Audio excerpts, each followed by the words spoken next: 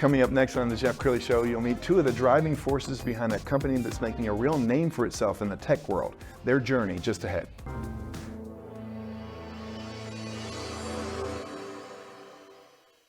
Many are predicting that the worst is yet to come, which is unfortunate, said one person here. Until now, they've enjoyed the reputation of being the nation's icebox. Watched a burglar in his home this morning by webcam. As a journalist of over 25 years, stories are what make my world turn. Reporting live from the Dallas newsroom tonight, Jeff Crilley, Fox 4 News. But in 2008, I took the jump from my familiar life and started a PR firm from my home. We're talking about anyone with a camcorder like the one I'm using becomes a television network. We started slowly growing the company, and we now have over 100 clients, and we've branched into the world of live digital broadcasting. I now own 8 different TV studios and have a huge team, and the stories that I now get to share are sometimes the most important of my life. Life has a funny way of coming around full circle. This is the Jeff Crilley Show. Well, it always amazes me when you start a company, you're working out of your home sometimes, and it begins to grow, and soon you have 10 employees and 20 employees and 50 and 100 employees. But you have to have your technology grow with you. There are so many CEOs that I see sending what I consider confidential information on a Gmail account, and that's a big no-no, especially if you're talking about doctors and lawyers. To talk about that today, Ted Clouser and Justin Lloyd. They're with PCA Technology Solutions. Thanks for coming on the show. Thanks, Jeff. Thanks for having us. Very cool. Well, Ted, let's start with you. We've known each other for several years now. You are from Little Rock, and tell us more about PCA.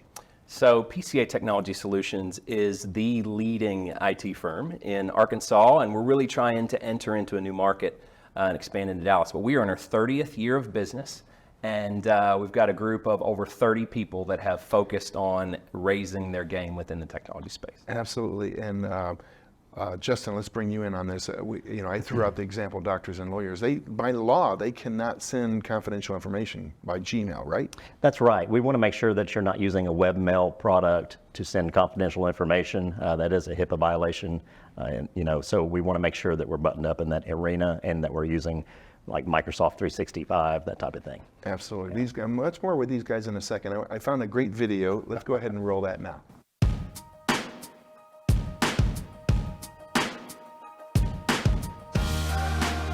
At PCA Technology Solutions, we believe it takes everyone's talents to get the job done, just like in basketball. Even though the game of basketball is changing every day, there are still just 5 players on the court. Each of those players has a job to do to help their team win. Just like in basketball, PCA has a team of experts with a variety of skills. We have experts in cybersecurity, managed services, voice over IP, technical coaching, and many more.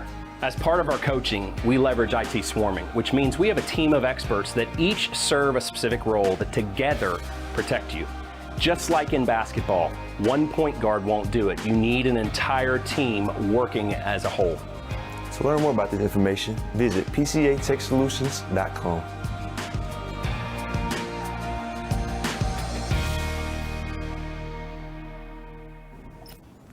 Wow, great video. I want to talk more about why you're moving into Dallas and what kind of companies you're trying to attract. Yeah, so we wanted to have a strategic approach to enter into a market that was new, that was fresh, and why not Dallas, right? So Dallas is a quick shot from Little Rock, and it makes sense. But we're coming into the market really looking at organizations that have larger than 100 employees, and they really have an established IT staff already in place so that our tools can come in and supplement and help them be better at their job. Yeah, we were talking just before the show. Justin, share the story that you were telling me about a success that you've had. Yeah, so one of our success stories is we were dealing with a financial firm, and there was a rogue virus known as ransomware that infected their network. Their CIO wasn't doing what he was, Chief Information Officer, wasn't really doing what he was supposed to be doing, making sure that all the I's were dotted and T's were crossed. So we were able to come in, find where the ransomware started, work with the folks over in Russia that injected the ransomware into their network, And we did some currency exchanges, and we got their data back and stood them back up to where they needed to be, and all that avoiding about a $15 to $20 million loss. Wow. Okay, let's stay with you for a second on ransomware, because I know there's this debate. Do you pay the terrorists? So how do you advise your clients to deal with ransomware? The best method to deal with that is prevention. So a good backup system and one that's verified daily. So, if somebody says, well, we're doing your backups, you're fine. Well, show me a report, make sure that, your backups are actually in place. So that's the best method. But if something does happen, it's a question you have to ask yourself as a business owner. How important is our data? Do we pay to get it back, or do we just say, forget it and let's move on and make the best of it? I've always seen where the ransom is paid. Yeah. Ted, let's go back to you about, you have a favorite success story as well. I do, and it was a situation where we were brought into the mix to really deal with someone who was departing, someone that was at a high level in the IT space in that organization, and they came to us and said, how can you help? And so really the way that we helped there is that we came in, we filled the role of that CIO for about a 9-month period. We analyzed the budget, we looked at where they were spending their dollars, and then we ultimately hired the person through multiple interviews that would take over the role. In that time also, we managed and maintained their existing IT staff, went through accountability and training and measurables and everything that really just helped fill that void and made that organization stronger. Sure. Well, Ted, I love your videos and how creative you are. In fact, we found a video that includes your son. So let's go ahead and roll that video. Here's how AI is going to take over cybersecurity. So everyone knows that artificial intelligence is on the rise. And since just last year, there were over 623 billion cyber attacks, we want you to learn how to utilize AI to your advantage. AI is increasing efficiency faster than ever. And here are just a few ways that companies are taking advantage of this new technology in cybersecurity today. First, threat detection. AI is being used to analyze large amounts of data to identify potential threats while looking for patterns of behavior that seem malicious, such as unusual login attempts or suspicious traffic patterns. AI is also being used for vulnerability assessments. With the power of AI, we can now have automated scanning to detect vulnerabilities in computer systems and networks to identify weaknesses that could be exploited by hackers. And to top things off, AI is currently being used for incident response to automate many tasks involved, like isolating infected systems, blocking malicious traffic, and even restoring systems back to a clean state. But it doesn't stop there. There are also some challenges that AI is bringing to cybersecurity that you can know by clicking on the link in the caption. And don't forget to like and follow if you learned something. Wow. One, he's a very talented young man. He probably has a future in showbiz if he wants to. But I want to talk about AI because, I think like any tool, it can be used for good or evil. We're seeing on the news this week where even Taylor Swift has fallen victim. They spoofed President Biden with his voice. So it's kind of the wild, wild west out there, isn't it, Ted? It is, and part of what I feel like was really beneficial was when Elon spoke about the fact that it was sort of released into the wild too early.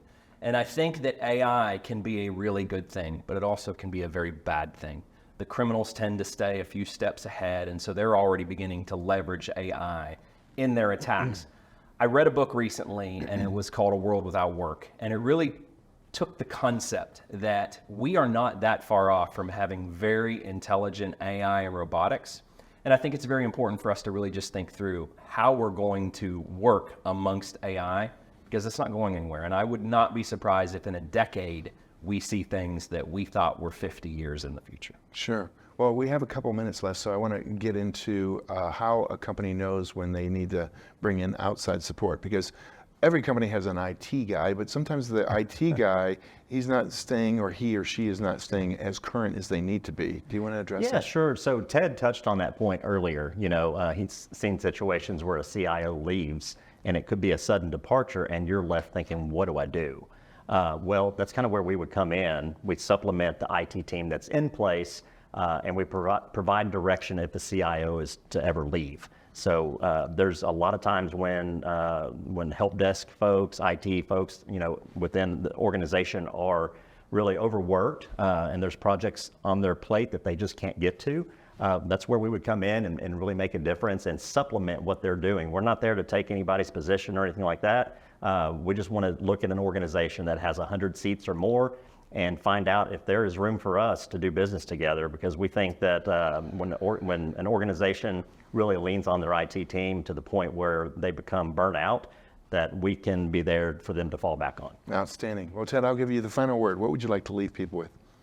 You know, I think that part of what we are passionate about at PCA is taking care of our clients' needs, taking care of our internal clients or our employees' needs. And one of the things that I really pride myself on is that people are my passion. Technology just happens to be my platform. So would love the opportunity to continue to grow and evolve in the market. Outstanding. You've been an amazing guest. We're going to have you back on soon. We're going to end with their website, which is pcatechsolutions.com. Ted and Justin, thanks for coming on the show. Thanks for having us. You bet. That's it for now. We'll see you next time.